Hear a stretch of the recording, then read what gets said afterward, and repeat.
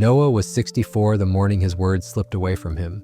It started like any other Tuesday. He had just come in from the garden, tracking a few flecks of dirt across the kitchen tile, humming something low and tuneless as he reached for his favorite coffee mug. His wife, Lena, was on the porch with a book, the radio murmuring behind her. Everything felt still, normal, until it wasn't. He opened his mouth to ask what she wanted for breakfast, but what came out didn't sound like English. It wasn't even words, just a slurry of sounds. And then, like a string pulled too tight, his right hand went slack and dropped the mug. It shattered. Lena didn't hear the cup break, at least not at first, but she heard the silence that followed, the absence of Noah's voice. When she rushed in and found him standing there, glass at his feet, his face pale and strangely uneven, her first thought was low blood sugar, then maybe a dizzy spell. But the way he looked at her, terrified and confused, one eye slightly lower than the other, it struck her like lightning. This wasn't dehydration. It wasn't a stumble or a bump on the head. It was something worse, something urgent. Noah could still think, still feel. That was the strangest part. His brain was screaming everything it wanted to say. I'm fine, I just need to sit down. Don't worry, I'm scared. But none of it came out right. His mouth betrayed him. His legs were wobbly, his fingers numb. In those next few moments, time warped. Lena grabbed her phone, shouting into it, grabbing a kitchen towel even though he wasn't bleeding. The paramedics arrived so fast he didn't remember the sirens, only the cold metal of the gurney and the tightness of a strap across his chest. At the hospital, Noah floated in and out of clarity. He remembered bright lights, quick voices, something about stroke protocol and be fast. He didn't know what that meant then. All he knew was that a machine had scanned his head and someone pushed a needle into his arm. And then, like watching the tide reverse, his thoughts began to untangle. The slurring stopped. He could feel his hand again. His mouth obeyed. By the time the neurologist came in with the results, Noah had found his voice, but not his peace. They told him he'd had a transient ischemic attack. A mini-stroke, they said, temporary, reversible, harmless in the long run unless it happens again. Noah just nodded, numb. The doctor's words landed like feathers and bricks at the same time. It's a warning, he'd said. Your body is giving you a chance to listen. Noah listened. That night, in the sterile quiet of the hospital room, he sat awake while machines blinked beside him. Lena had gone home to bring him fresh clothes. The hallway smelled like lemon sanitizer. But all Noah could think about was how close he'd come to losing something permanent. His memories, his mobility, his ability to speak to the woman he loved. All of it could have been gone in minutes. The realization hit harder than any diagnosis. He began remembering small things. Moments from the past few weeks he'd brushed off. That weird numbness in his fingers after trimming the rose bushes. The way he couldn't remember his neighbor's name last Sunday. That sudden headache he had while watching the news, sharp and fast like a thunderclap. They were all signs, but he hadn't seen them as signs. He saw them as age. That's what shook him the most. How easily we excuse things when we're older. A stumble becomes clumsiness. A headache becomes tension. A strange word on your tongue is just forgetfulness. But sometimes it's not.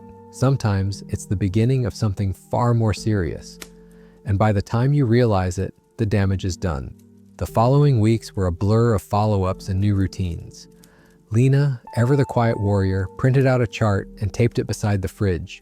Reminders for blood pressure, walking times, things to avoid, names of medications.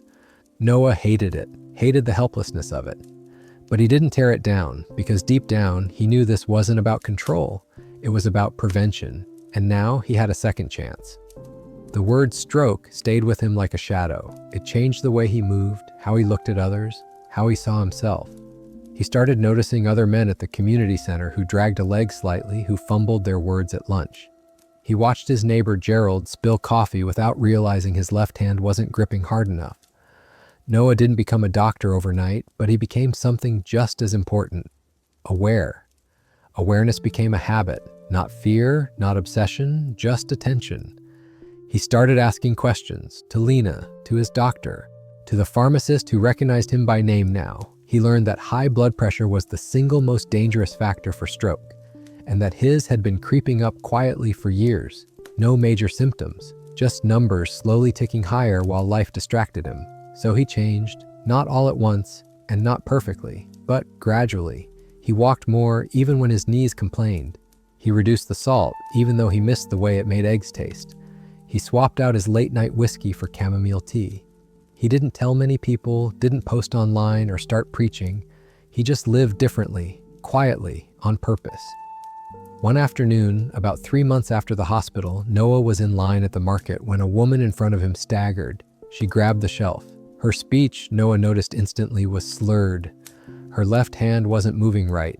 Without thinking, he stepped forward, placed a hand on her arm, and asked if she could smile for him. She tried. The left side of her face stayed still. He looked the cashier in the eye and said, "Call 911, I think she's having a stroke." Noah didn't say much in the days after the hospital discharged him, not because he couldn't, his speech had returned almost fully, but because he didn't know where to begin. Everything felt strange, too bright, too fast. The neighborhood grocery store, once a comfortable weekly ritual, now overwhelmed him with chatter and lights and the soft hum of freezers. Even holding a basket made his fingers twitch with unease. He wasn't afraid of having another stroke, not exactly. What scared him more was the feeling that he was now living with a secret his body had whispered to him. A secret he could no longer ignore. It was Lena who gently steered the ship. She was subtle like that. Instead of lecturing, she bought one of those daily pill boxes shaped like a week. She moved the salt shaker from the table to a cupboard. She nudged him to take short walks with her, not with the intensity of someone insisting he exercise, but more like she missed the sound of their shoes side by side on the sidewalk. Noah didn't resist. He couldn't. Something had shifted inside him. He hadn't realized how fragile everything was until the day his voice failed him. One evening, he sat on the couch, flipping channels when he came across a health program. He almost passed it, but a line made him pause. Stroke symptoms can be subtle, sometimes just dizziness or leg weakness. Dizziness. That was exactly how it had started for him. Like the ground had tilted beneath his feet, like gravity had lost its grip on one side of his body. At the time, he thought maybe he'd stood up too fast, or maybe he'd forgotten to eat.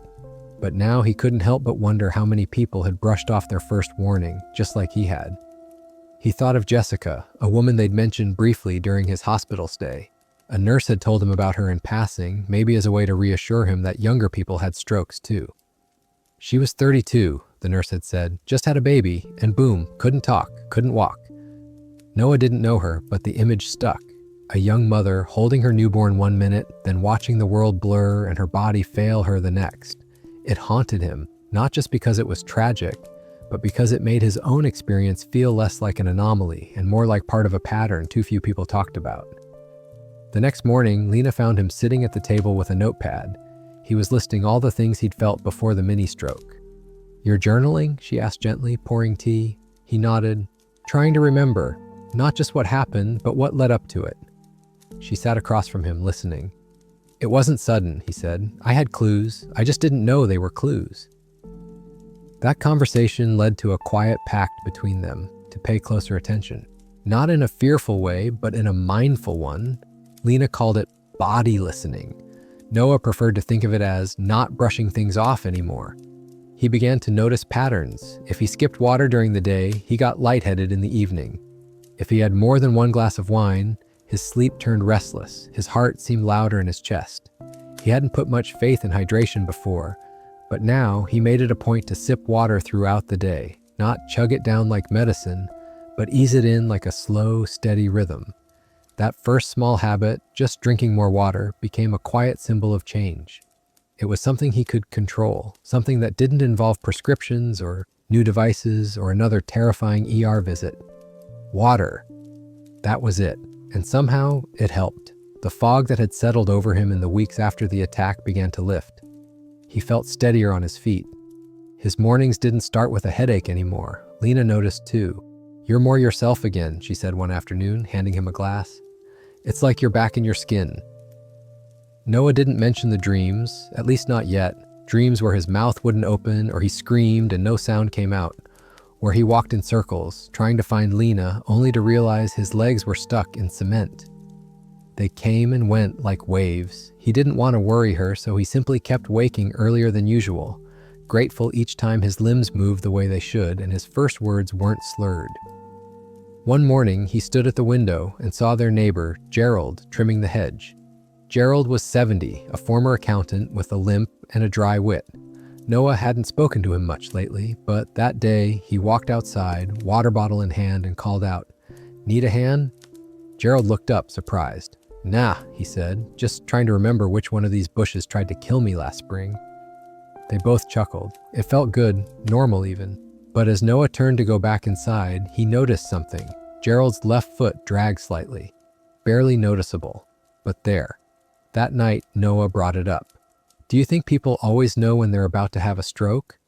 Lena paused before answering. "I think most people don't want to believe it's happening," she said. "We're trained to push through, especially men, especially you." Noah smiled, but it was bittersweet. She wasn't wrong. He'd ignored the signs, denied the fear, and nearly paid the price. Later, as he stood brushing his teeth, he stared at his reflection a little longer than usual. He smiled, not to check for drooping, but to remind himself he still could. He lifted both arms, they obeyed. He spoke his name, it came out clean. And just like that, he took another sip of water before bed, a quiet toast to the second chance he'd been given. The image of Jessica, the young mother who had lost her speech just days after giving birth, stayed with Noah like a fog that wouldn't lift. He didn't know her story beyond that fleeting mention from the nurse, but something about it pierced deeper than he expected. Maybe it was because she was so young, or maybe because in the quiet moments, Noah kept replaying the question he hadn't been able to ask during his own stroke. What if I hadn't come back? What would Lena have done? Who would have told his story? The next weekend, Lena suggested they visit their daughter, Emily, in the city. "She's been asking about you," Lena said softly as she folded his shirts. "I think seeing you will put her heart at ease." Noah didn't protest. He missed Emily's smile, the way she always looked like she was trying not to laugh, even when she was serious. And now, with a grandchild on the way, he knew these moments were precious. He packed an overnight bag, double-checked his meds, and tucked a bottle of water in the side pocket. Small things, but they felt like anchors. Emily greeted them at the door with open arms and tired eyes. Her belly was round now, her hands constantly cradling it. "Dad," she said, holding him just a little longer than usual. "You look better," Noah smiled. "I feel slower, but good." It was only half a joke. Truth was, the world felt slightly tilted still, not in a dizzy way, but in the way trauma rearranges your center of gravity. You never quite walk the same. That night, while Lena and Emily prepped dinner, Noah wandered into the nursery they'd been painting. The crib was set up. A tiny lamp cast warm shadows. A soft gray elephant sat on the windowsill. He ran his fingers across the wooden rail. The thought hit him like a punch. What if Jessica had never held her baby again? What if her story had ended on that floor, dizzy and mute, her child crying nearby? Noah didn't say anything over dinner, but later, as he stood outside under the porch light, Emily joined him. She leaned her head on his shoulder like she did when she was little. "You scared me," she said simply. Mom tried not to show it, but I could hear it in her voice. The way she said your name, slow, like she wasn't sure you'd be the same when I saw you again. He nodded. "I wasn't sure either." She looked up at him. "Promise me something?" "What?" "If anything ever feels off again, even for a second, tell someone. Don't wait. Don't downplay it." Noah didn't respond immediately, but in that moment, he understood something new. It wasn't just his body that had gone through the trauma. It was theirs, too. His family. His silence could be a wound, too. He reached for her hand. "I promise," he said. And this time, he meant it. Back at home the next morning, Noah found himself researching. Not obsessively, but intentionally. He wanted to understand more, not about strokes in general, but about how people recover. What made one person walk out of the hospital and another never walk again? That's when he came across something unexpected, a story from Jessica herself. She'd given an interview. It was buried in a health blog, but there she was, smiling, seated next to her toddler, her speech a little slow but confident. She described the exact moment it happened, the dizziness, the weak legs, the fear. But what struck Noah most was her clarity. "I thought I was just tired," she said. "Sleep deprived, new mom stuff. But I'd read something weeks earlier about how strokes can feel like vertigo, and that saved me. I knew. And I told my husband to call 911. Noah stared at the screen. He read it twice. She knew because she had read something, that simple, that profound. The right piece of information, remembered at the right time, had saved her speech, her body, her motherhood. He closed the laptop and sat still. That's when it hit him, the quiet truth he hadn't admitted yet. He hadn't known, not really. The acronym Be Fast? He'd never heard of it until after the ambulance. The facial droop, the slurred speech, sure, he recognized them in theory, but not enough to act. What if Lena hadn't been home that morning? What if he'd just gone back to bed? That afternoon, as the sun filtered through the kitchen window, he asked Lena to print something for him. "Can you find that stroke sign poster online?" She raised an eyebrow. "The one with the acronym?" He nodded. "Be fast. I want it by the phone." She didn't ask why, she just printed it, slid it into a sheet protector, and stuck it on the side of the fridge. Later, Noah added a magnet with a little cartoon brain giving a thumbs up. He laughed at it, but the weight behind it was no joke.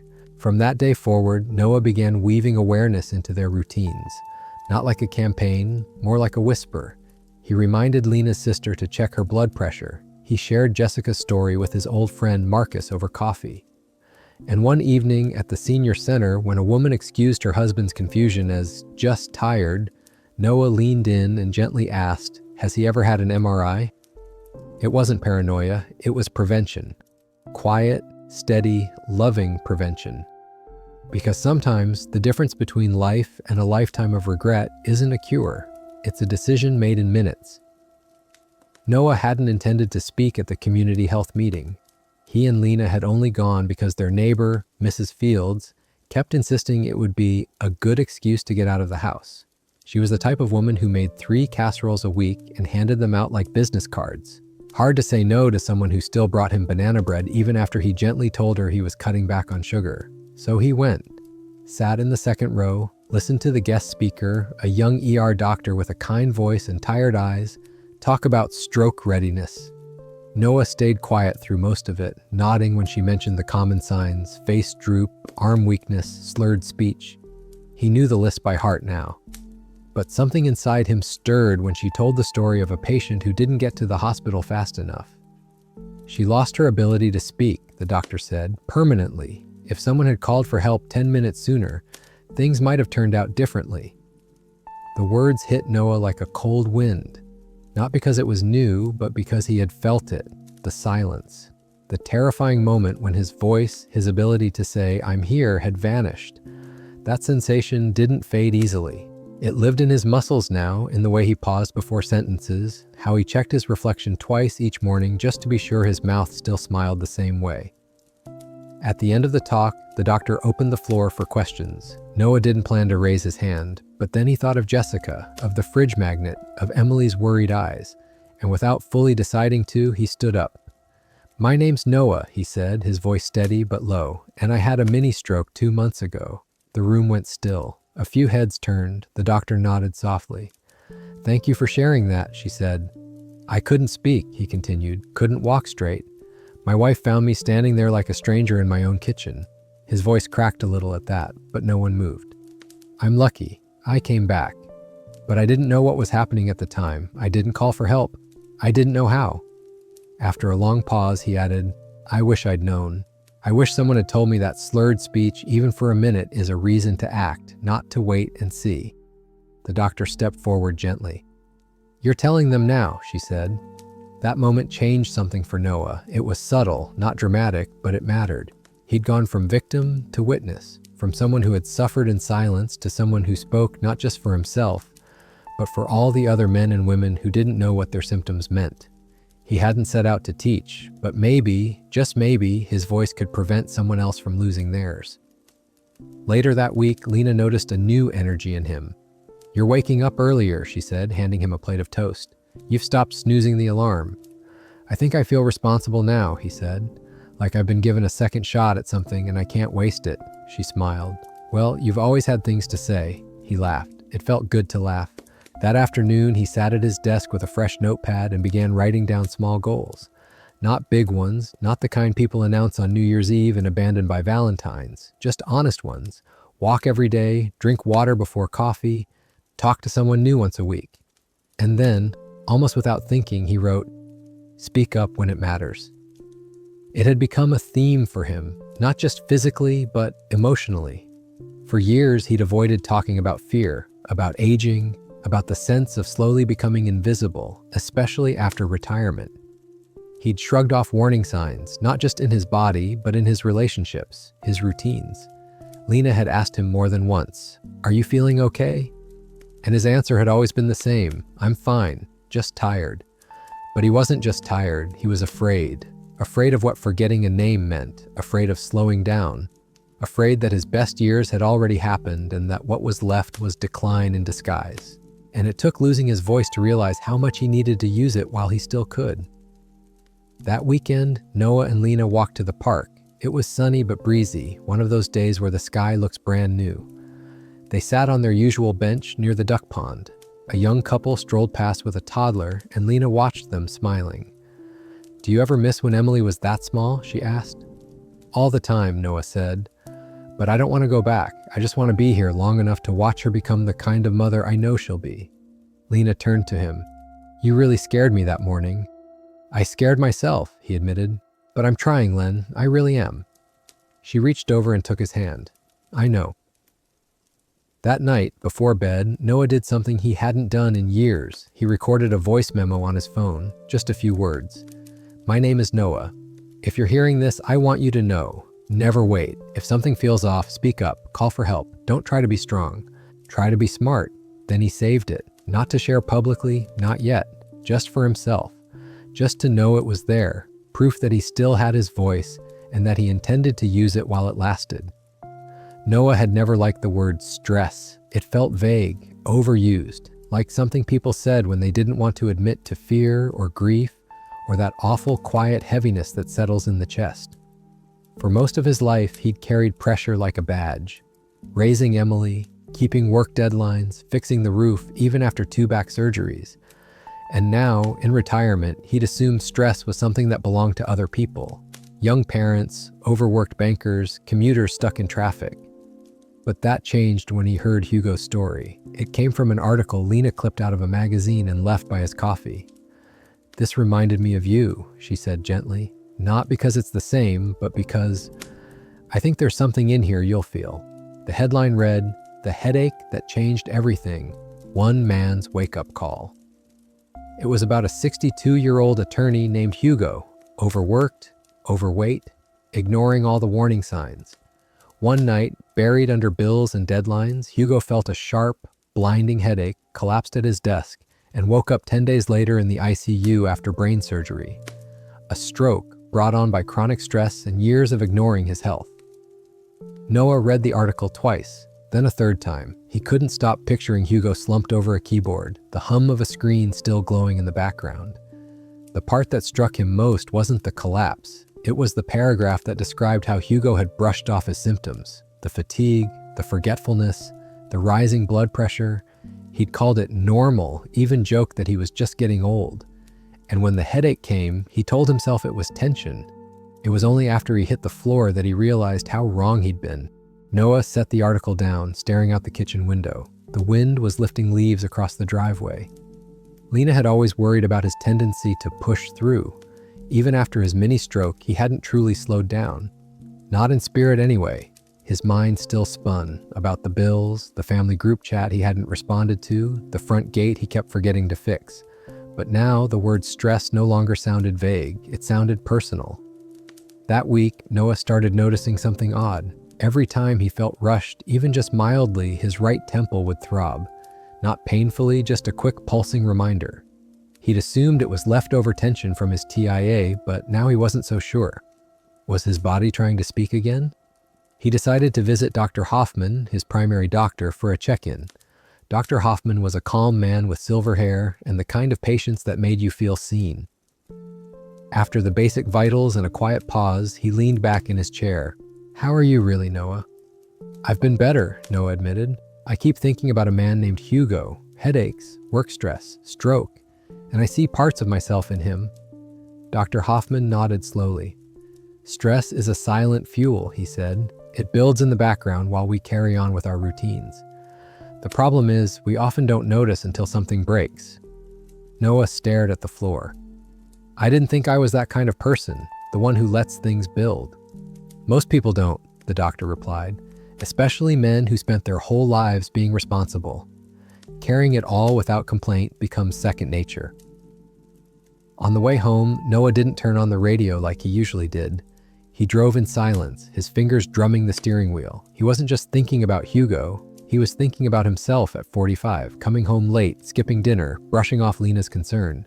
He thought of all the nights he lay awake with a tight chest, calling it a long day instead of what it really was, stress that had nowhere to go.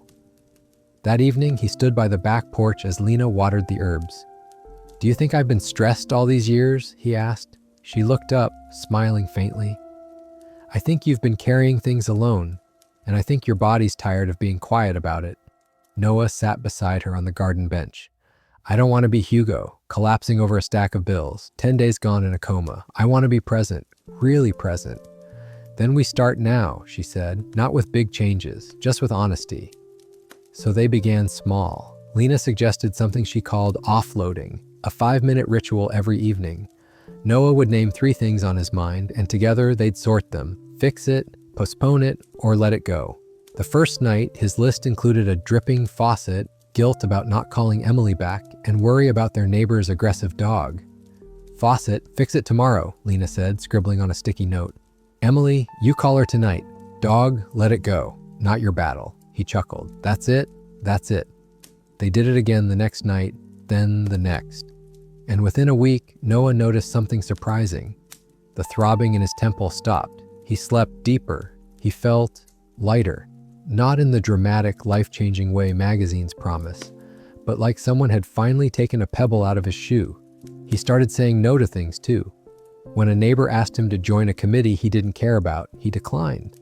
When a friend tried to rope him into helping repair a boat engine over the weekend, he paused. "Maybe next time," he said without guilt.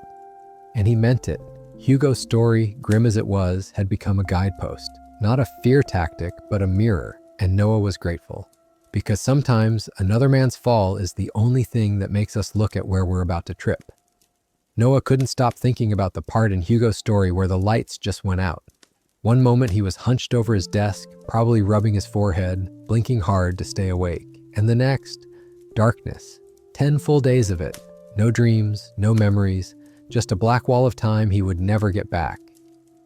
Noah lay in bed at night, staring at the ceiling, trying to imagine what it would feel like to lose 10 days, 10 mornings, 10 dinners, 10 moments with Lena.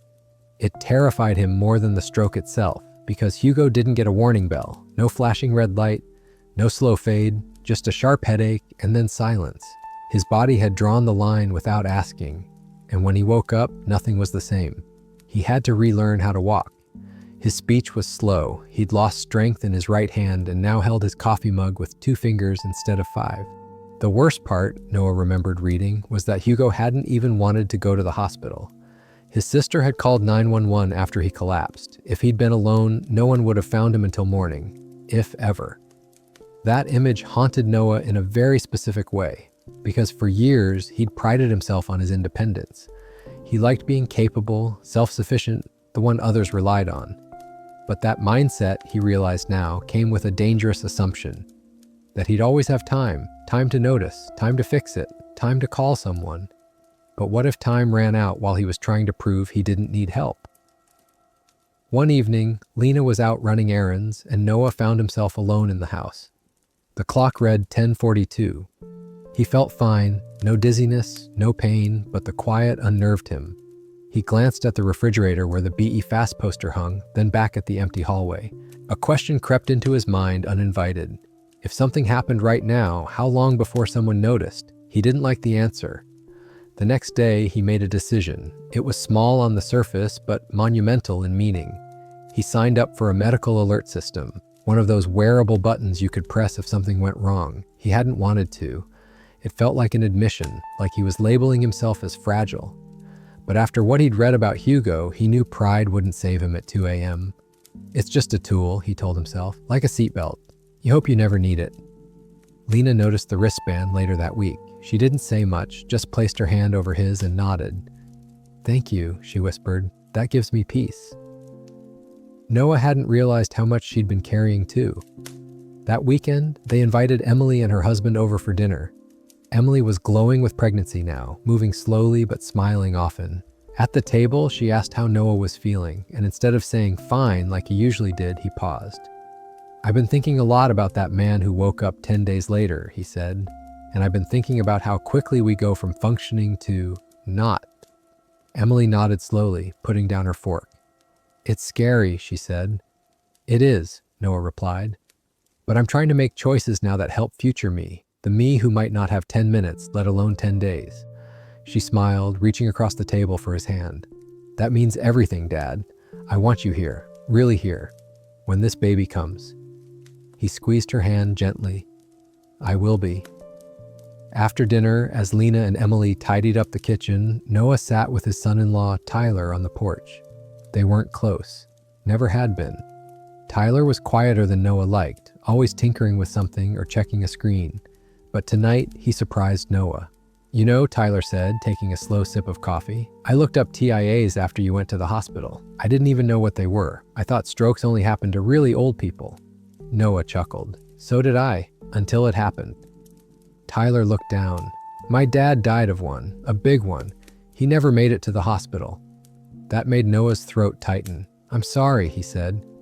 "It's okay," Tyler replied, "but I wish someone had talked to him sooner, or that he'd listened if they had." Noah nodded slowly. "That's the thing. Most people don't think it's them until it is." That night, Noah sat on the edge of his bed, looking at the photos on the dresser, one of Lena in her garden, one of Emily in high school, one of him at 40 holding a fishing rod, sunburned and smiling. He thought of Hugo, thought of what it meant to lose 10 days, 10 memories, 10 chances to speak or say goodbye. He thought of all the times he'd dismissed a tight chest, a dizzy moment, a bad headache. Stress, he'd said, fatigue, too much coffee. Never again, he promised silently. He reached for the small notebook on his nightstand and wrote down a sentence. "Don't wait for the worst moment to be your wake-up call." Then he placed the notebook down, turned off the light, and went to sleep, his medical alert band snug against his wrist, the weight of silence a little lighter than it had been the night before. It was a Tuesday morning when Noah caught himself watching the cursor blink on the computer screen, not because he was thinking, but because he couldn't remember what he'd meant to type. Just 10 minutes earlier, he had sat down with a clear task in mind: email the community center about rescheduling his volunteer shift. Now the blank message stared back at him, and his fingers hovered uselessly above the keyboard. He blinked, cleared his throat, reached for his glasses even though he was already wearing them. "Where was I?" he whispered. The memory came back eventually, but not without a chill. That afternoon, he sat on the porch and tried to brush it off. Maybe he'd just been distracted, maybe his mind had wandered. But deep down, he knew the feeling wasn't new. There had been moments like this before, hidden in the clutter of everyday life, gaps in thought, small stalls in speech, that strange fog that came and went like a passing cloud. They didn't always feel like symptoms, they felt like age. But now, Noah understood something he hadn't before. A stroke doesn't need to hit you like a hammer. Sometimes it taps lightly at the door, while you're mid-sentence, while your hands are still moving, while you're still typing. The next day, he found himself rereading an article about transient ischemic attacks. It mentioned that some people lose just a word or two. Others freeze mid-thought, a missed step in the brain's rhythm. Temporary, reversible, easy to ignore, but dangerous all the same. Noah sat back in his chair and closed his eyes. He remembered a week ago when he'd tried to say the word envelope and instead said elephant. They'd laughed. But now he wondered, had that been a joke or a sign? Later that week, he met his friend Arthur for coffee. Arthur was an old friend from Noah's office days, sharp, talkative, proud of his poker face. But as they chatted, Noah noticed something odd. Arthur was pausing more than usual, searching for words, filling the silence with half-phrases. At one point, Arthur reached for the sugar and froze, hand mid-air, as if he'd forgotten what it was. "You all right?" Noah asked gently. Arthur blinked, then nodded. Yeah, just tired. Didn't sleep well last night." Noah nodded too, but something inside him stirred. Afterward, he walked home slowly, feeling the wind tug at his collar. The sidewalk was uneven, and for the first time in years, he felt unsure on his feet. Not because his legs were weak, but because his mind was full. Noticing signs in others had become almost second nature now, but what about himself? What if the cursor moment at his computer hadn't been just forgetfulness? That evening, he brought it up to Lena. Do you think I've seemed off lately, slower? She looked up from her knitting. No, she said, but I've noticed you double-checking your words, and sometimes you stop mid-sentence and say, never mind, when you forget a detail. He sighed. I guess I'm afraid of missing the next signal. You won't, she said, because now you're listening. That simple reassurance grounded him. He didn't need to live in fear, but he did need to stay awake, attentive, engaged in the quiet signs his body gave him. That night, he made a small change. He added a notebook beside the computer, not for to-do lists, just a space to jot down any moment that felt foggy, unclear, or unusual. Not to obsess, just to track, to learn his patterns. Over the next 2 weeks, he noticed something. The foggy moments came most often after long screen time or when he skipped breakfast. Days when he went straight from coffee to email without stretching, without food, without pause. It seemed small, but the pattern was clear, so he adjusted. He started making a bowl of oatmeal every morning, topped with blueberries, almonds, and a dash of cinnamon. It wasn't a miracle meal, but it felt grounding, something warm, something steady. The act of preparing it slowed him down, focused his morning, and it kept his mind from slipping into that early morning blur. It was Lena who noticed first. You seem more present lately, she said one morning, sipping her tea. Less screen, more oatmeal, he grinned, but it was more than food. It was rhythm, routines that made space for clarity, not just productivity. Noah began treating his brain the way someone might care for a vintage watch, no longer assuming it would just keep ticking, but respecting the mechanics behind every movement. One afternoon, while organizing a drawer, he found an old photo of himself from his working days, sitting at a desk, hunched over a laptop, tie slightly askew, phone cradled between his shoulder and ear. He looked intense, focused, a man who typed through migraines and brushed off dizziness with a sip of black coffee. Noah stared at that photo for a long time. Then, quietly, he tore it in half, not out of regret, but as a quiet farewell to the version of himself that had ignored too many signs. He wasn't that man anymore, and if a stroke ever came again, he wouldn't still be typing when it did. It was a simple story. Noah had heard it during a support group meeting Lena encouraged him to attend. A quiet Wednesday evening at the library where 10 chairs were arranged in a circle and no one quite knew where to begin. Most people there had survived a stroke or a TIA. A few were caregivers. One man had lost his wife just 4 months earlier.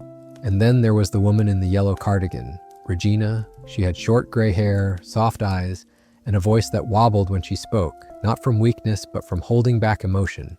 When it was her turn, she said something that stuck with Noah for days. It was my smile, she began. I was at a birthday party, my nephew's, and someone cracked a joke, and I laughed. But when I saw the photos later, my face looked wrong, lopsided, one side still. I hadn't felt anything strange at the time, just a little tingling on my cheek and some fuzziness behind my eyes. But seeing my smile that way, she paused, pressing her hands together. It scared me, because it wasn't me. Noah remembered watching her closely as she spoke, how even retelling it made her tremble. That kind of realization, the moment your own face becomes unfamiliar, was something he hadn't experienced firsthand, but he understood its weight. Because a stroke doesn't always announce itself with drama. Sometimes it's hiding in the crooked line of a smile. That night, as he lay in bed beside Lena, Noah replayed Regina's words. He couldn't shake them. He kept picturing her at that party, music playing, kids running around, laughter in the air, and her looking down at a photo of herself that didn't feel like her anymore. How strange it must be, he thought, to lose a piece of your expression before you even feel the loss. Have you ever noticed anything off about my smile? He asked Lena suddenly in the dark. She turned toward him. No. Why? I don't know, he said. That woman tonight, Regina, she saw it in a photo. She didn't feel it when it happened. Lena reached for his hand. If anything ever changes, I'll see it first, and you'll feel it second. He nodded, but the thought still lingered. The next morning, Noah stood in front of the mirror longer than usual. He didn't just brush his teeth, he tested his face. He smiled slowly, checking the corners of his lips, raised his eyebrows, closed one eye, then the other. He even stuck out his tongue and chuckled at how ridiculous he looked. But deep down, he wasn't laughing. He was learning something new. A face is not just a face, it's a map. And when something changes on that map, you better know the terrain. Later that week, he decided to bring up facial awareness with Emily. They were on the phone talking about her pregnancy cravings, grapefruit with honey of all things, when he slipped it in. "You know what I've been doing lately?" he said. "Looking at my smile, just to make sure it's still mine." Emily paused. "You mean checking for stroke signs?" "Yeah. A woman in the support group had one that started like that. She didn't feel anything wrong. She saw it." Emily was quiet for a beat, then said, "That's scary." "It is," Noah replied. "But it's also why I'm still here. Because now I know what to look for." She exhaled. "Maybe I should start checking too, just in case." And just like that, the knowledge passed down, not like a lecture, but like a seed. Something planted gently, ready to grow. The next day, Noah and Lena went out for a walk, and as they passed the park fountain, he asked her to take a photo, just a quick one. "I want to see what I look like when I'm not paying attention," he said. Lena raised an eyebrow. "This is about Regina, isn't it?" He smiled. "Maybe." She snapped the photo. And later, back at the house, they looked at it together. There he was, mid-step, squinting slightly against the sun, but unmistakably himself. His smile still even, his eyes still bright, but he didn't stop there. That week, he made a quiet habit of checking in with his face. Not obsessively, just once a day, in the mirror when no one was watching. He would smile, blink, raise his brows, move his mouth side to side. It felt silly at first, but over time, it became a kind of reassurance, a quiet promise to himself, "I'm still here, and I'm still me." And one morning, as he finished his little check-in, Lena walked in and caught him mid-smirk. "Practicing your modeling face?" she teased. He laughed. "Just making sure everything's where it's supposed to be." "Still the most handsome man I know," she said, planting a kiss on his forehead. And for a moment, Noah didn't think about strokes or symptoms or support groups. He just felt gratitude for the quiet tools, the subtle checks, the knowledge that sometimes catching something early doesn't require fear, it just requires looking closely. Because the truth was, strokes didn't always roar. Sometimes they whispered, and sometimes the first sign that something's wrong is that your smile no longer tells the truth. Noah hadn't felt that kind of tingling before, not like this. It was a Wednesday afternoon, warm and clear, the kind of day that invited him outside with a book and a cold drink. He was halfway through the final chapters of a mystery novel when it started, a soft, crawling sensation across the skin of his left cheek. At first he thought it was sweat, or maybe a stray hair caught against his face. But when he reached up to wipe it away, nothing was there, just the tingling, just the quiet hum beneath the surface. He sat still for a moment, waiting for it to pass. It wasn't painful, just odd, a whisper of sensation, not a shout, but something about it felt familiar, uncomfortably so. He stood slowly and walked to the bathroom mirror. His reflection met him calmly, no drooping, no slurred mouth. He smiled, symmetrical, he blinked. Everything moved as it should. The tingling faded as quickly as it had come, like mist burning off in the sun. For a split second, Noah felt foolish for worrying, but then he remembered Regina, and how she'd felt the same thing, and how she'd nearly gone home without telling anyone, brushing it off as nothing. Noah walked into the kitchen and sat at the table, heart thumping louder than it should have. Lena was at the grocery store. The house was still, and in that stillness, the question came, do I say something, or do I wait? Old Noah, the Noah from before the TIA, would have waited, would have called it a fluke, would have poured himself a glass of water and gone back to his book. But new Noah had promised Emily, promised Lena, promised himself. So he picked up the phone.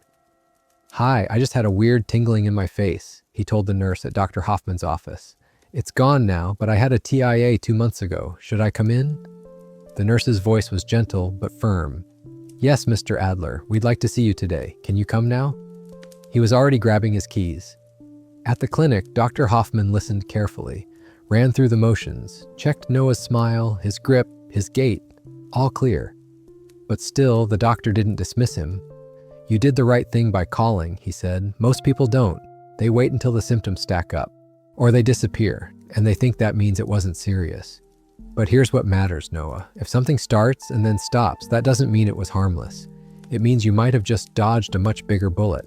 Noah nodded. He could feel it deep in his bones. The relief, yes, but also the quiet dread that he'd come that close again. A second warning. The doctor leaned forward. "It's like seeing smoke. Just because the fire goes out on its own doesn't mean there wasn't one, and it doesn't mean it won't come back. That sentence stayed with him all the way home. It echoed as he turned the key in the lock. As he stood in the kitchen, Lena's groceries on the counter, she came in minutes later, smiled when she saw him, and asked if he wanted to help unload. "I had a scare," he said softly, "tingling on my face. It's gone now. I called the doctor. They think it could have been something, or the beginning of something." Lena stopped, a bag of apples in her hand. She didn't speak right away, just walked over and hugged him tight. "I'm so proud of you," she whispered, "for not ignoring it." They sat together for a long while afterward, no words needed, just the weight of what might have been and what still could be. That evening, Noah opened his notebook and added a new line. "When something stops, don't assume the danger did too." He underlined it twice. In the days that followed, he kept paying attention, not in a panicked way, but in a way that felt like kindness to his own body. Tingling, he learned, could mean many things, but in the context of stroke, it's not the symptom itself that matters most. It's the context, the timing, the pattern. And so he became a quiet observer of his own life. He noticed how certain foods made him feel sluggish, how skipping lunch left him lightheaded, how 2 hours at the computer tightened his shoulders and made his thoughts foggy. He didn't need a diagnosis for every sensation. He just needed awareness, gentle vigilance. One afternoon, while visiting the pharmacy, he overheard a woman, maybe late 50s, mention to the clerk that she'd been having little numb patches on her arm that came and went. "Probably nothing," she said with a shrug. "I think it's the weather." Noah stepped forward. "I'm sorry to interrupt," he said, voice steady but soft. "But I had something like that once. Turned out to be a warning. Please, if you haven't already, see your doctor. Don't wait." She looked at him, surprised, then slowly nodded. "Thank you," she said. "I will."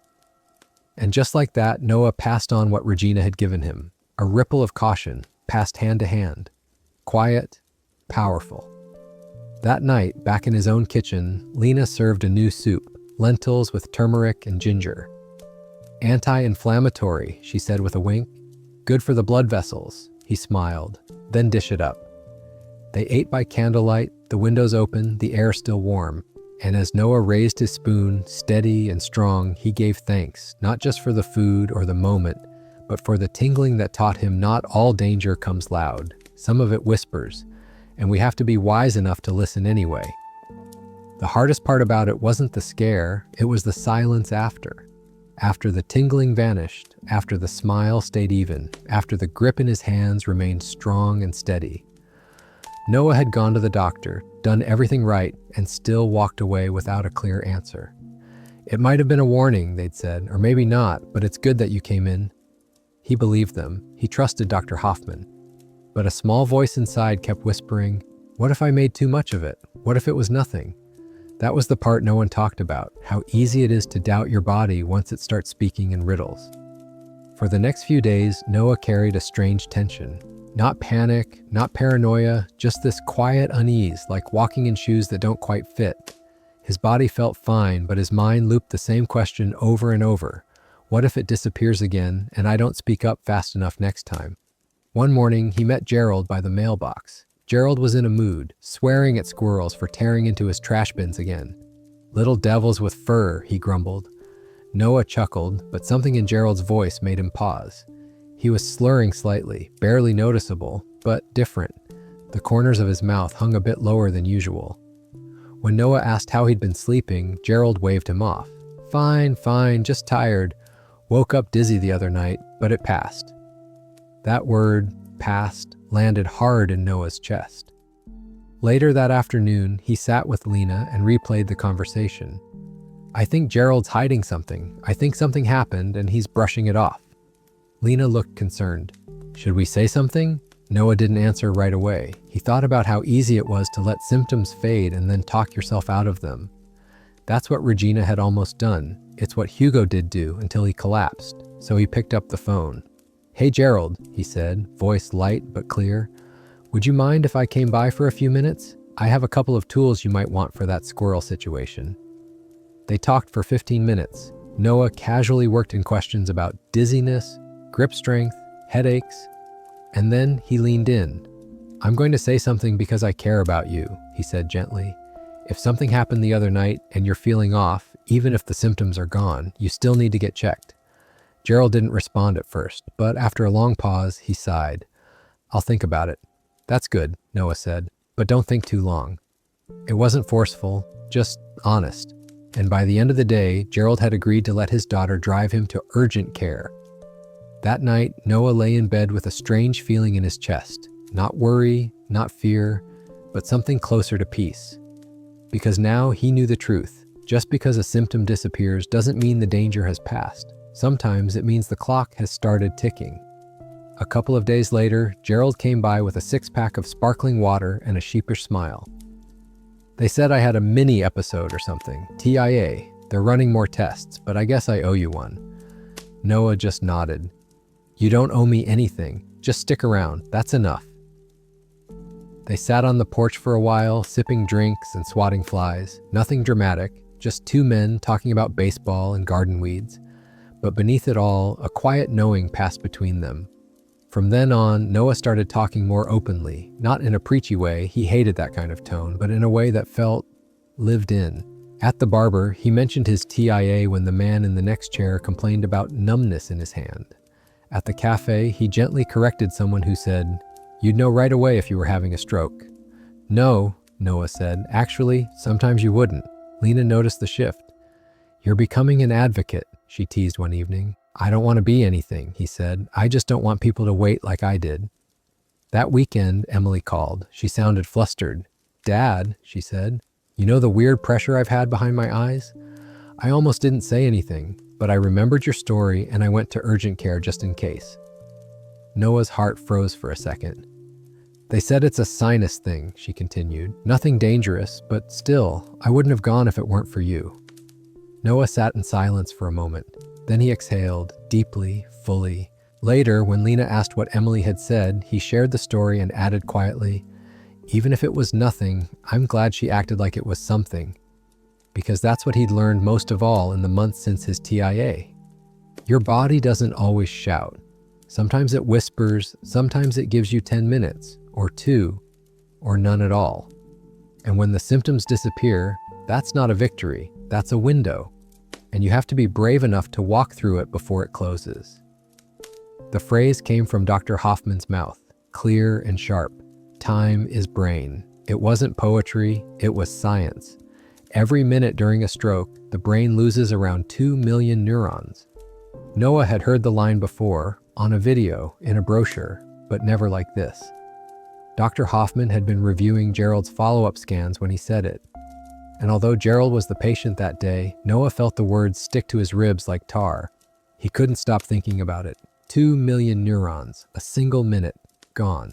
Noah imagined the morning he had his TIA, the slow-motion moment of slurred speech, the trembling hand, the way his brain scrambled to find a sentence.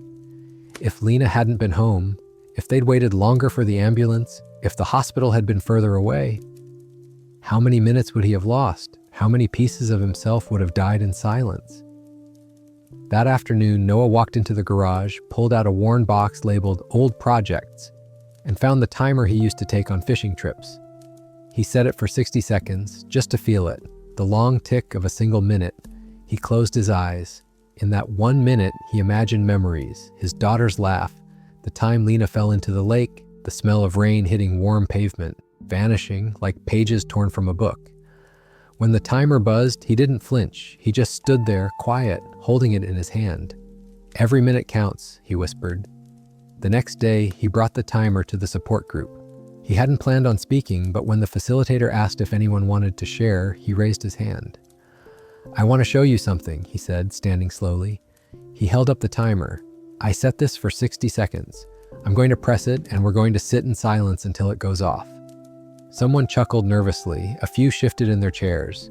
But Noah pressed the button. For the first 10 seconds, it felt awkward, unnecessary. But then the room changed. People sat straighter, eyes lowered, thoughts deepened. When the timer buzzed, Noah looked around. "That's 2 million brain cells," he said. "Gone. In 1 minute. That's what I learned this week. That's what a stroke can take. While you're waiting to decide whether it's serious or not." No one spoke, but no one laughed either. They understood. Afterward, Regina came up and placed a hand on Noah's shoulder. "You should speak more," she said. "There's something about the way you say it. It makes it real." He smiled. "It is real." Back at home, Noah took a sticky note and wrote, "Time is brain," in bold letters. He stuck it beside the fridge magnet with the BE FAST acronym. 2 reminders, side by side, one to spot the signs, the other to act. He began to see the minutes differently after that. When someone mentioned waiting out a headache or seeing how tingling settled down, he couldn't help but imagine those little grains of time slipping through their fingers, each carrying pieces of memory, language, mobility. It wasn't fear-mongering, it was urgency. He started talking to people in waiting rooms, strangers in line at the pharmacy, clerks who casually mentioned their mom or aunt having a spell. One sentence at a time, he passed the message. Don't wait, call, go. Don't second guess it. One evening, Lena came home from book club holding a small kitchen timer, one of those red ones shaped like a tomato. "I thought we could put this somewhere visible," she said, "just as a symbol." They placed it on the windowsill above the sink, where the sun hit it just right every morning. It became a kind of lighthouse, quietly reminding them both that every second mattered. One Sunday morning, Noah and Lena were walking through the farmer's market when a woman stumbled on the sidewalk ahead of them. She didn't fall, but she froze, one hand fluttering near her chest. Her face was pale. Her partner asked if she was okay. Noah stepped closer, carefully. "Ma'am, are you dizzy?" he asked. "Can you smile for me?" She looked confused, but tried. Her smile was uneven. Her left eye drooped slightly. Noah didn't wait. "Call 911, he said to her partner. "Right now. I think she's having a stroke." Lena stood beside him, steady and calm. The woman's partner fumbled for his phone. The ambulance came fast. They rode with her to the hospital, staying close until her family arrived. Noah didn't feel like a hero. He just felt grateful. Grateful that this time someone had acted in the minute that mattered. When they got home, Lena took Noah's hand and said, "You saved someone today." "No," he said, "time did. We didn't waste it." That night, he wrote something new in his notebook. Awareness is one thing. Action is another. Don't confuse the two. Because knowing the signs is only the beginning. It's what you do with that knowledge. In the first minute, the first signal, the first breath, that makes the difference. And as Noah drifted off to sleep, the red timer on the windowsill caught the moonlight, ticking softly like a second heartbeat. The letters had been on Noah's fridge for weeks now. BEFAST. At first, it had just been a helpful acronym, something Dr. Hoffman mentioned, something the nurse had printed for him, something that made its way onto a magnet next to the grocery list. But over time, those 6 letters had started to mean something deeper. Balance, eyes, face, arms, speech, time. Each one had a face now, a name, a memory. Regina was F and S, her slurred speech and uneven smile. Gerald was B, that strange loss of balance he passed off as sleepiness. Jessica, the young mother, had nearly all of them. And Noah, he was S and A. Slurred speech, weak arms. Each letter, he realized, wasn't just a symptom. It was a story, a signpost that someone's life was teetering at the edge, waiting for someone, anyone, to notice and do something. That realization came into full focus one evening when he and Lena were driving home from visiting Emily. The streets were quiet, their granddaughter sleeping soundly in her crib upstairs when they'd kissed her goodbye. Noah was behind the wheel, his knuckles loose, the radio humming gently. They were 3 blocks from home when he noticed a man stumbling near a bus bench, swaying as if drunk. Lena noticed too. "Do you think he's all right?" Noah pulled over, rolled down the window. "You okay, sir?" The man turned toward them, his face uneven, mouth struggling to form words. Noah was out of the car in an instant. "Sir, can you lift your arms for me?" One went up, the other drooped like it was made of sand. Noah didn't hesitate. "Lena, call 911, now." As they waited, Noah crouched beside the man, speaking softly. "You're going to be all right. Help's on the way." The ambulance arrived fast, lights reflecting off the windows. Paramedics took over, and as they lifted the man onto the gurney, one of them turned to Noah. "Thanks for acting quick. You probably saved him." Noah stood there, the adrenaline slowly fading, and looked back at the sidewalk. It felt surreal, not just because it happened so close to home, but because this time he had been the one to recognize it. He had seen Be Fast play out like a slow-motion checklist. That night, sitting at the kitchen table, Noah stared at the magnet again. "It's not just letters," he said to Lena. "It's a language. You just have to learn to read it." He pulled out his notebook and started writing. This time, not just for himself, but something for others. Something simple, direct. He titled the page, "What Be Fast Really Means When Seconds Matter." And underneath, instead of definitions, he wrote the feeling behind each one. Be, balance, something shifts in the ground beneath them. Their walk is off, like gravity forgot how to hold them up. Or eyes. Their gaze gets cloudy, like the world turned sideways. They blink, confused, maybe frightened. F in her face. You notice it before they do. One corner of their smile won't lift. It's subtle, but unmistakable. A, arms. One hand doesn't obey. They reach for something and miss. Or they raise both arms and one floats down like a leaf. S, speech. The words are there, but tangled, like their tongue forgot the shape of them, or worse, no sound at all. T, time. You have 1 minute to decide, 1 minute to choose, wait or act. He closed the notebook and sat in silence. A minute passed, then another. Time, he thought, was the most deceptive of all. It made you think you had more of it. The next morning, Noah printed copies of what he'd written and brought them to the community center. He handed one to Carol at the front desk, another to Mr. Patel, who ran the chess club. He taped one near the vending machines and another in the senior lounge above the water dispenser. He didn't make a speech. He just made it visible. "You're doing something," Lena said when she found one on the library bulletin board. Noah nodded. "I'm not a doctor, but I've lived the signs. Sometimes that's enough." She took his hand. "It's more than enough." That evening, while making tea, Lena caught him watching her face. "Checking for symmetry?" she teased. "Always," he said, grinning. And then he looked at her, not just her features, but the fullness of her expression, her spirit, her calm. "You know," he added, "I used to think being fast meant rushing. Now I think it means being present, noticing things, not hesitating." Lena smiled. "Then I think you've learned it well." Noah reached for the timer on the windowsill and gave it a spin. 1 minute, ticking down slowly. This time, he wasn't scared of the sound, because now, when he heard it, he didn't think of loss. He thought of action. It was during a quiet afternoon visit to Emily's that Noah first heard the story that would sit with him for weeks. Emily's friend Sasha had stopped by to drop off baby clothes, soft pastels folded into a neat bag, and lingered for a cup of tea. She was bright, 38, a single mom with a career in graphic design and an effortless way of making people laugh. But halfway through her second cup, her tone shifted. "My cousin had a stroke last year," she said suddenly. She was 34. No history, no warning, just gone for a few minutes. They called it a mini stroke, but the effects lasted months. Noah leaned in, heart hitching slightly. "She was at work," Sasha continued, "making a slideshow, suddenly couldn't read her own screen, then her fingers wouldn't type. She thought it was anxiety, almost didn't go to the ER. Noah felt Lena glance at him from across the room. He knew that look. "This is exactly what we've been talking about look." He cleared his throat. "She made a full recovery?" Sasha nodded, but slowly. "Mostly, but she's different now. Gets overwhelmed easily, and she's scared it'll happen again." That night, back at home, Noah stood at the bathroom mirror brushing his teeth, thinking about that 34-year-old woman. Thinking about Jessica, thinking about Hugo, thinking about himself. There was a story building in his head, piece by piece, a pattern that was impossible to ignore. Stroke doesn't care how old you are, it only cares how long you wait. And far too many people, especially young ones, were taught to believe they were safe simply because of their age. The next morning, Noah wrote a new note in his journal. "Youth isn't immunity, it's illusion."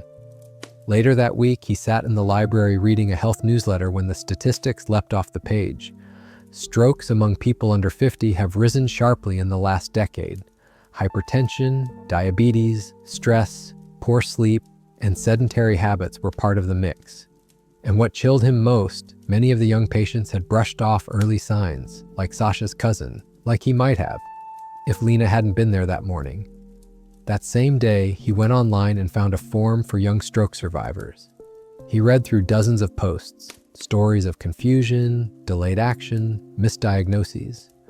One woman had been told she was having a panic attack when in fact she had a blood clot in her brain. One man ignored his symptoms for 6 hours because he thought he was too fit to have a stroke. Many were lucky, some were not. Noah felt the tension in his chest rise, not out of fear but urgency. He couldn't stop this from happening to others. But maybe he could change how it was perceived. That evening, he told Lena, "We've been thinking about this all wrong. People assume strokes are for old people.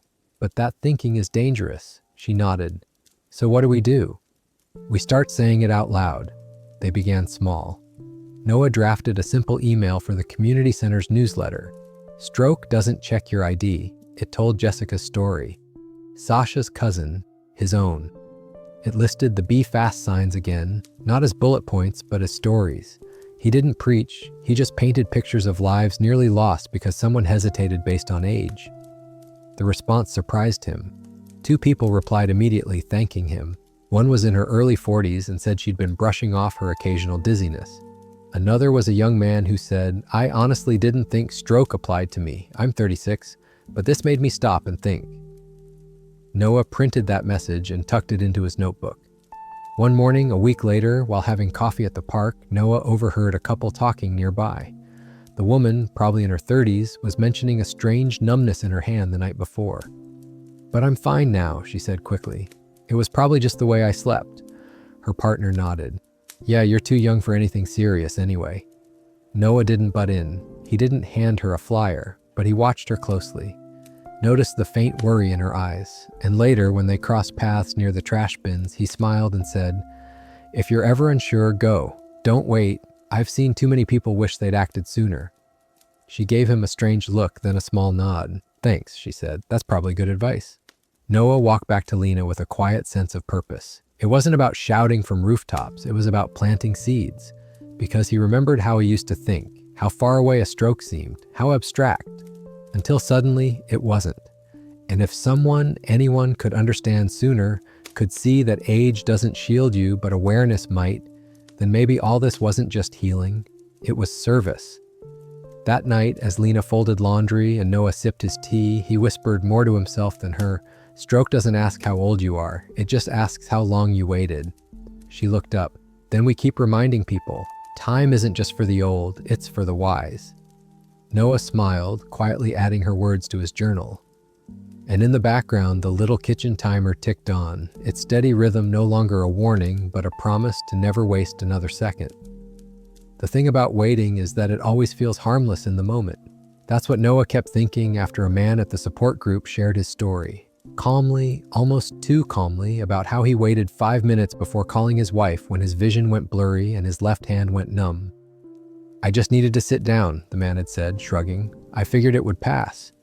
It didn't pass. He lost his ability to speak for 6 weeks. He still walked with a cane. 5 minutes. That was it. 5 minutes between possibility and permanence. That night, Noah couldn't sleep.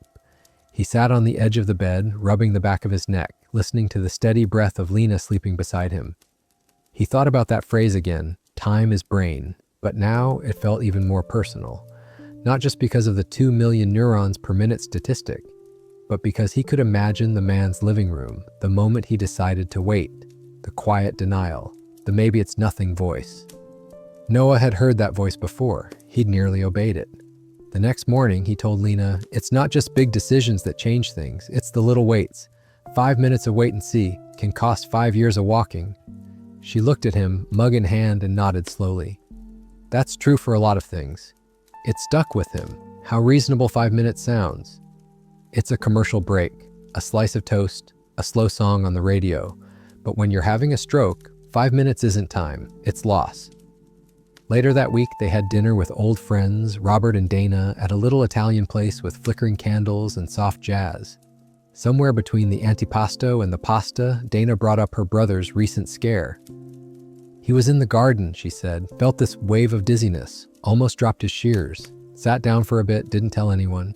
By the time his wife came out and saw him leaning sideways, it had already progressed." Noah tensed. "What happened?" he asked. Dana sighed. "They got to the hospital, but not fast enough. He's recovering now, but he's different. His memory's patchy. Can't quite find words the way he used to," Robert added. He thought 5 minutes wouldn't matter. There it was again. After dinner, Noah took a slow walk around the block by himself. The sky had turned a deep blue, the air cool but not yet cold. He kept thinking about all the stories piling up in his life, each one a missed minute, a delayed decision, a body pleading to be heard before it was too late. When he got home, he opened his notebook and wrote, 5 minutes can change a lifetime. He stared at the words, then underlined them, twice. In the following days, Noah found himself having new kinds of conversations, ones he never would have initiated months ago. At the post office, the clerk mentioned her mom having occasional numbness. Noah gently asked, "What does she do when that happens?" The woman shrugged, sits down, drinks water. Noah leaned in. "Just promise me, if it happens again, she won't wait. 5 minutes can make all the difference." The woman paused, eyes narrowing slightly. "You've seen that, haven't you?" "I lived it," Noah replied. He never pushed, just opened a door. One afternoon, while organizing the hall closet, Lena found an old kitchen clock they hadn't used in years. It was a little beat up, but it still ticked. She hung it near the entryway, just above Noah's shoes. "Another reminder?" he asked, smiling.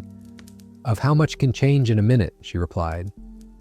That week, at the senior center, Noah was invited to speak during a safety awareness talk. He didn't want to make it clinical. He wanted it to be real. He stepped up with nothing but his notebook and said, "Everyone here has heard about strokes. Most of us know someone who's had one. But I want to tell you the truth. No one told me. You don't have as much time as you think you do. Not when it's starting, not when you feel off. Every minute matters. And even 5 minutes can take something from you that you'll never get back." The room went still. He continued. "The symptoms are scary, but the silence after, that's worse. The not being able to say your wife's name, the way your hand doesn't close, the way people talk around you like you're not really there, all because of 5 minutes." He told them about the man in the support group, about Dana's brother, about himself. When he finished, there wasn't applause, just quiet nods, people deep in thought, which was exactly what he'd hoped for. Back at home that night, Lena hugged him tight. "I still remember the moment I saw you in the kitchen," she said softly. "You weren't even on the floor, you were just wrong, and I knew." Noah closed his eyes. "You didn't wait. I didn't need to." They stood there for a while, holding on to the stillness. Later, Noah opened his journal and wrote his simplest truth yet. Don't wait to know, act because you don't. Because when a stroke whispers, time doesn't bargain. It doesn't pause, it just passes. It started with a fig, not a blood pressure pill, not a bold new diet, not a dramatic wake-up call, just one fig handed to Noah by a farmer's market vendor named Helen, who had been there every Saturday since the leaves began to fall. She was cheerful, in her 70s, with strong hands and eyes that looked like they'd seen 1,000 sunrises. "Try this," she said, slicing one open. "Nature's candy, and better for your heart than half the stuff in your pantry." Noah had never liked figs, or at least he didn't think he had. But that morning, as he stood under a striped awning with a paper bag tucked under his arm, he bit into the soft flesh of the fruit and paused. Sweet, earthy, whole. Something about it made him slow down. That was the beginning of something small, something lasting. Back home, he mentioned it to Lena, who raised an eyebrow and smiled. "You, eating figs voluntarily? Should I be worried?" He laughed. "It's the little things, right?" But he didn't just mean the fruit. That week, Dr. Hoffman had gone over Noah's latest checkup and smiled at the numbers. "Your blood pressure is down, not a huge drop, but steady, consistent. Something's working." Noah had shrugged. "I haven't done anything drastic." Dr. Hoffman leaned forward. "That's exactly why it's working." It made Noah think. All these months, since his TIA, since that terrifying morning in the kitchen, he'd been inching his life in a different direction. Not with sweeping declarations, but with soft choices. A morning walk instead of scrolling the news. Cutting back salt one sprinkle at a time, keeping a glass of water next to his book. Adding spinach to his omelet. He wasn't chasing health, he was weaving it in, and it was working. He began to notice how the small things weren't small at all. One evening, while cleaning out the pantry, Lena handed him a jar of something unrecognizable. "What is this?" "Pickled beets," he said. "Bought them 6 months ago. Thought they were good for circulation." She smiled. "Did you eat them?" "No," he admitted. "They smelled like regret." They laughed, and for a moment, the seriousness of the past year felt far away. But when the laughter faded, Noah said, "You know what I've learned? It's not the miracle foods that matter, it's consistency. It's being kind to your body in quiet ways. Lena looked at him with soft pride.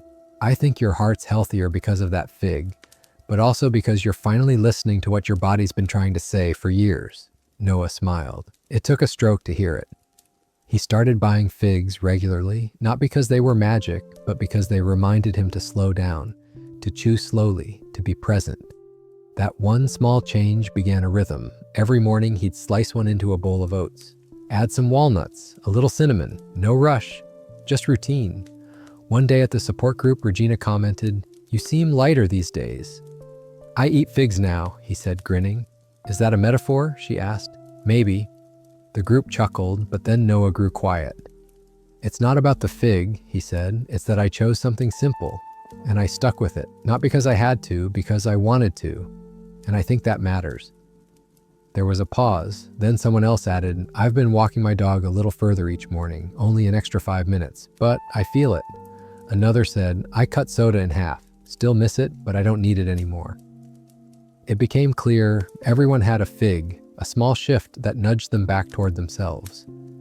Later, Noah wrote in his notebook, "Start with one thing. Make it small. Make it yours." That Saturday at the farmer's market, he found Helen again. "You're back," she said, handing him a napkin-wrapped fig. "I think you saved me," he replied, half joking. She raised an eyebrow. "How's that?" "You handed me a reminder that I didn't need to overhaul everything to change something." Helen smiled. "That's what fruit's good for. Quiet transformations."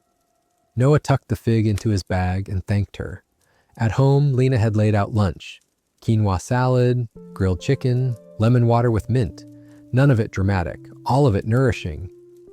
"I was thinking," Noah said, sitting down, "maybe we could put together a list, not of rules, just things we've added, things that feel good."